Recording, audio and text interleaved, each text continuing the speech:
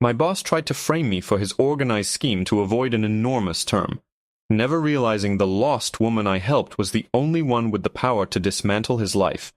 He thought he was destroying my future, but one act of kindness was about to turn his desperate setup into his own downfall. They say no good deed goes unpunished, and in the cold, glass-walled corridors of Sterling Global Logistics, that wasn't just a saying, it was the unofficial company motto. I'd spent 5 years giving my soul to that company. As a senior logistics coordinator, I was the one who kept the gears turning when the supply chains choked and the million-dollar contracts were on the line. I was the first one in and the last one to leave, often skipping lunch just to make sure a shipment of medical supplies or high-end tech reached its destination on time. I did it because I took pride in my work, but mostly because, as a black woman in a male-dominated corporate shark tank, I knew I had to be twice as good just to be considered half as competent. My boss, Marcus Sterling, was a man who measured human value in billable minutes and profit margins. He was the kind of guy who would step over a bleeding person on the sidewalk if it meant he'd be 30 seconds earlier for a meeting. We had a strictly professional environment, which was code for don't bring your humanity to work. It was a Tuesday afternoon, and a freak torrential downpour was hammering the city. I was finishing up a high-stakes report when I saw her through the glass doors of our lobby. She was an elderly woman, probably in her late 80s, looking incredibly frail. She was drenched to the bone, shivering, and holding a tattered map like it was a life raft. She looked completely lost, her eyes darting around the sterile, intimidating lobby with a mixture of fear and confusion. The receptionist, a young woman named Tiffany, who took her cues from Sterling's coldness, was ignoring her, pretending to be deeply fascinated by a spreadsheet. I watched for a minute, waiting for someone, anyone, to help. People in $1,000 suits walked right past her, some even sighing in annoyance because she was dripping water on the Italian marble floor. I couldn't take it. I stood up, ignoring the mountain of paperwork on my desk. "Maya, where are you going?" Sterling's voice boomed from his glass office. He didn't even look up from his monitor. "That audit report needs to be on my desk in 20 minutes. "There's a woman outside who needs help, Marcus," I said, my voice steady despite the flutter of anxiety in my chest. "She looks like she's about to collapse." "We aren't a charity, Maya. We're a logistics firm. Tiffany can handle the loiterers. Get back to work." I looked at Marcus, then back at the woman. She had just tripped over the edge of a rug and was clutching a chair to keep from falling. I didn't say another word. I walked out of the office area and into the lobby. Up close, she looked even worse. Her hands were translucent and shaking violently. "Ma'am, are you okay?" I asked, putting a gentle hand on her shoulder. She looked up at me, her eyes clouded with tears. "I'm so sorry," she whispered, her voice cracking. "I'm looking for the community center. I missed my bus and my phone died. I got turned around in the rain. I just need to call my grandson." "It's okay," I said, guiding her to a plush chair. "You're safe now. Let's get you dried off." I went to the break room, grabbed a stack of paper towels and a warm tea I just brewed for myself. I spent the next 15 minutes helping her dry her hair and coat, talking to her in a low, soothing voice. Her name was Mrs. Gable. She was sweet, humble, and deeply embarrassed to be bothering such a busy office. I used my desk phone to call her grandson, but it went to voicemail. I told her not to worry, that I'd wait with her until we figured it out. Suddenly, the heavy glass doors to the executive wing swung open. Marcus Sterling marched out, his face a deep shade of crimson. He didn't look at the old woman. He looked directly at me, his eyes cold and transactional. "My office. Now," he barked. I looked at Mrs. Gable, gave her a reassuring squeeze of the hand, and followed him. As soon as the door closed, he turned on me. "I told you to finish that report. Instead, you're playing nursemaid to a vagrant in my lobby. Do you have any idea what my time costs?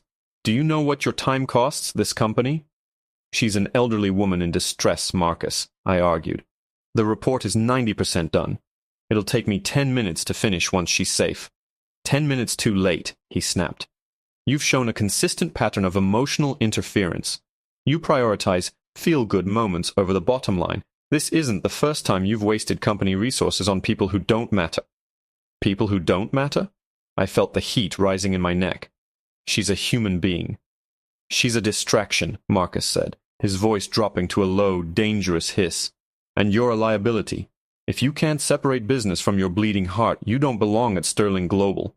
Pack your things, Maya. You're fired. Effective immediately." My heart dropped. "You're firing me? For helping a woman who was shivering in your lobby?" "I'm firing you for insubordination and failure to meet a critical deadline," he corrected, a smirk playing on his lips. "Security will escort you out, and take your guest with you." I was numb. I walked back to my desk, feeling the eyes of my co-workers on me. I gathered my personal items in a box, my hands trembling. As I walked back to the lobby, Marcus was right behind me, watching to ensure I left. Mrs. Gable stood up as she saw me, her face full of concern. "Oh dear. What happened? Is everything all right?"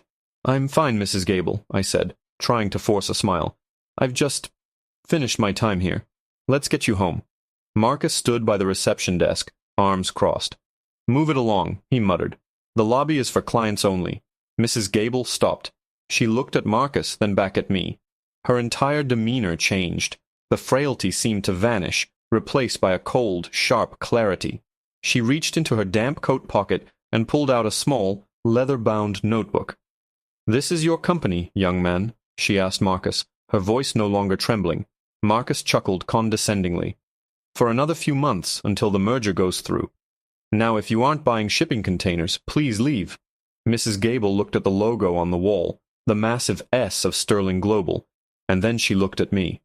"Maya, dear, would you mind holding my tea for a moment? I need to make a very important phone call." She pulled a latest model smartphone from a hidden inner pocket, one that was definitely not dead, and dialed a number. When the person answered, her voice was like steel. "It's me," she said. "Cancel the acquisition of Sterling Global. Immediately. And tell the board I've found the person I want to run our new logistics division. We're going to dismantle this place brick by brick." Marcus's face went from smug to ghostly white in 3 seconds flat. I'm sorry. Who are you?" Mrs. Gable didn't even look at him. She looked at me and winked. "My name is Eleanor Gable," she said to the room. "But most people in this industry just call me the owner of Gable Holdings." The silence in the lobby was deafening as Marcus's jaw literally dropped. Gable Holdings didn't just own the building we were in. They owned the entire supply chain Marcus had been trying to sell his company to for 3 years. "Maya," Mrs. Gable said, turning to me with a sharp smile, "how would you like to see what real power looks like? Because I think we have a lot to talk about, and Mr. Sterling here has a lot of packing to do." Marcus's face went from a sickly pale to a deep, bruised purple. The air in the lobby felt heavy, as if the oxygen had been sucked out of the room. He took a step toward us, his hands trembling, not with fear, but with a desperate, cornered aggression. "Mrs. Gable, Eleanor, please, there's been a massive misunderstanding," Marcus stammered, his voice jumping an octave. "Maya is one of our brightest stars. I was merely testing her. Yes, a stress test. We're about to go through a major transition, and I needed to see how she'd handle an emotional distraction while under a deadline. She passed. She's a hero." Eleanor Gable didn't even blink. She looked at him with the same clinical detachment one might use to examine a smudge on a window. "A stress test? You told her she was a liability for having a heart. You called her a nursemaid for helping a human being in need. My grandson told me you were a shark, Marcus, but sharks are at least efficient. You're just a scavenger." She turned to me, her eyes softening. The lost old lady persona completely gone. "Maya, leave that box. You won't need anything in there where we're going. My car is waiting outside. We have a lot to discuss regarding the future of logistics in this city, and your role in it." I looked at Marcus. He looked like he was about to crumble. The power dynamic hadn't just shifted, it had been vaporized. I felt a surge of adrenaline that I hadn't felt in years. I dropped the box of my belongings right there on the marble floor. The sound of my stapler and coffee mug rattling inside echoed like a gunshot in the silent lobby. "I quit, Marcus," I said, my voice finally finding its strength. "And you can finish that audit report yourself, if you can even remember how to open a spreadsheet." As I turned to follow Eleanor toward the revolving doors, Marcus's voice cracked behind us, but this time it wasn't a plea. It was a threat. "You can't just walk away, Maya. You haven't signed the final compliance logs for the North Sector shipments. If those aren't signed by the coordinator of record by 5 o'clock, the entire system flags for a manual internal check." I paused, my hand inches from the glass door. The North Sector shipments. Those were the special projects Marcus had been personally overseeing for the last 6 months. He had always been incredibly protective of those accounts, only sending me the final manifests at the last minute to rubber stamp and file. I'd always felt a nagging sense of unease about them. The weights never quite matched the descriptions, and the destinations were often obscure private warehouses. But I'd been so buried in work I never had the time to dig deeper. Eleanor stopped too, her sharp eyes narrowing as she looked back at the frantic man. Compliance logs? For what exactly, Mr. Sterling? If your records are clean, an internal check shouldn't be a problem. Marcus ignored her, his eyes fixed on me with a predatory, desperate intensity. Maya, if you don't sign those papers right now, the internal investigation team will be here by morning. And since your digital credentials are the only ones attached to the routing trail, they won't be looking at me. They'll be looking at you. My blood ran cold. The realization hit me like a physical blow. My firing wasn't just about my bleeding heart or a missed deadline. It was a setup. He had been using me to mask an organized scheme, a shadow operation buried within the company's legitimate logistics network. He had fired me today because the audit was closing in, and he needed a fall guy, someone who was no longer with the company to point the finger at. "What did you put in those crates, Marcus?" I whispered, my heart hammering against my ribs. He didn't answer. Instead, he pulled a small remote from his pocket and pressed a button. Suddenly, the heavy glass doors of the lobby locked with a sharp electronic click. Two of his personal security guards, men I'd never seen before, who looked more like radicals than office security, stepped out from the shadows of the stairwell. "You're not going anywhere until those logs are cleared and the trail is wiped," Marcus said, his voice dropping into a low, dangerous growl. "I don't care who Mrs. Gable is, nobody stops this operation. If the internal review finds the zaprashony veshchestva, we've been moving through the north sector, I'm not the one going away for a huge term. You are, Maya, along with your new billionaire friend." Eleanor Gable didn't look afraid. She looked disappointed. She reached into her bag, but one of the guards moved toward her instantly, his hand reaching for the weapon tucked into his waistband. "I wouldn't do that, lady," the guard hissed. I looked at the security cameras in the corners of the lobby. The little red lights were out. They had been turned off. We were trapped in the lobby of the building I had spent 5 years of my life in, and the man I had trusted as my mentor was about to pin a massive criminal conspiracy on me. "Marcus, you'll never get away with this," I said, trying to keep my voice from shaking. "The board will see through it." "The board only sees what I show them," Marcus smirked, stepping closer. "And right now, I'm going to show them a disgruntled employee who was caught smuggling prohibited items and tried to kidnap a wealthy investor on her way out."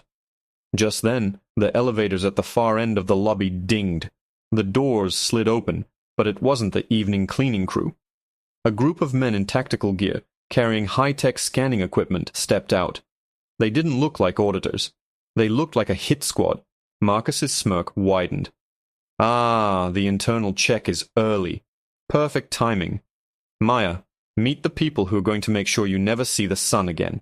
But as the lead man in tactical gear stepped forward, he didn't look at Marcus. He looked at Eleanor Gable and stood at attention. "Ma'am, the building is surrounded," the man said. "But we have a problem. There's a second group coming up through the basement, and they aren't ours." Eleanor's face went grim. She looked at me, then at the locked doors. "Maya, I hope you're as good at logistics as I think you are, because we have exactly 3 minutes to disappear before this lobby becomes a crime scene." I didn't hesitate. For 5 years I had memorized every inch of this building's blueprints, not because I had to, but because logistics was in my blood. I knew the service corridors, the blind spots of the old security cameras, and the hidden freight elevator that bypassed the lobby's main power grid. "This way," I shouted, grabbing Eleanor's hand. We dove through a side door into a narrow maintenance hallway, just as the sound of heavy boots echoed in the lobby behind us. Marcus's criminals, the radicals he had hired to protect his organized scheme, were shouting, but we were already moving. "There's a manual override for the server room in the basement," I whispered as we scrambled down a set of concrete stairs. "Marcus thinks he can pin those shipments on me, but he's forgotten one thing. I designed the digital routing protocol. I know where the metadata is hidden." Eleanor's tactical team moved with us, their weapons drawn but silent, scanning every corner. "Can you prove he was the one who authorized the prohibited substances?" Eleanor asked, her voice steady even as we moved at a dead run. "The North Sector files require a dual-key signature," I explained, my fingers already flying over the tablet I had snatched from the reception desk during the chaos. He thought he was using my key, but I noticed a ghost log in the system 3 months ago. I've been rerouting the confirmation pings to a secure external drive. I didn't know what he was shipping, but I knew it was an attempt to ruin my life with a criminal record if things ever went south. I was keeping the evidence as insurance. We reached the heavy steel door of the server room. Behind us, we could hear the sounds of a struggle. The second group Marcus had mentioned had arrived, and they were desperate. They weren't just criminals. They were part of a deep-rooted network that Marcus had allowed to infest the company. I slammed the tablet into the server port. Come on, come on! The screen glowed red. Access denied. He changed the encryption, I hissed. He's trying to wipe the trail. Suddenly, the door behind us was kicked open. Marcus stood there, flanked by 2 men holding illegal weapons. His face was distorted with a manic, terrified rage. It's over, Maya. Give me the drive. You think you can take me down? I built this empire. I won't let a nobody and a washed-up heiress take it from me. Eleanor stepped forward, her presence suddenly filling the small, cold room. A nobody. Maya is the only reason your company lasted this long, Marcus. You weren't a leader. You were a parasite. Shut up, Marcus screamed, gesturing with the weapon. Sign the logs, Maya, or I'll make sure the Internal Security Service finds enough prohibited substances in your car to put you away for decades. You'll be facing an accusation of the most serious charges before the sun comes up. I looked at the screen, then at Marcus. I felt a strange sense of calm. I already signed them, Marcus. His eyes widened. What? I signed them 10 minutes ago, I said, a slow smile spreading across my face. But not with my key. I used the administrative override you gave me during the last audit. The one that triggers an automatic real-time broadcast to the Internal Security Service and the Board of Directors in the event of a breach. At that exact moment, every screen in the server room turned bright blue. A calm, automated voice filled the room. Critical alert. Organized scheme detected. Evidence of prohibited substances logged. Secure transmission to Internal Security Service complete. The color drained from Marcus's face. The weapons in the hands of his criminals wavered. From the hallways above, the sound of heavy sirens and the shouting of actual authorities began to drown out the rain. You're done, Marcus, Eleanor said quietly. The door burst open again, but this time it wasn't radicals. A team from the Internal Security Service swarmed the room. Marcus and his men were tackled to the floor before they could even blink. As the zip ties clicked shut around Marcus's wrists, he looked at me, his eyes full of a pathetic, desperate realization. He was looking at a huge term, and there was no one left to blame. An hour later, the lobby was filled with light and the hum of a real investigation. The rain had stopped. Eleanor and I stood by the glass doors, watching the authorities load the crates of evidence, the physical proof of Marcus's organized scheme, into secure vans. Eleanor turned to me and handed me a business card. It wasn't for Sterling Global, it was for Gable Holdings, with the title CEO of Logistics already printed under my name. I didn't come to that lobby by accident today, Maya, she said, her voice warm. I've been watching your career for years. I needed to see if you had the spine to stand up to a man like Marcus when everything was on the line.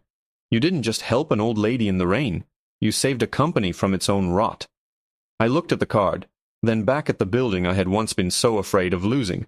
I realized that my good deed hadn't been punished after all. It had been the key that unlocked a future I never thought possible.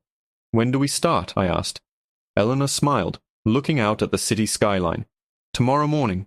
We have a lot of things to move, Maya. And this time we're doing it right.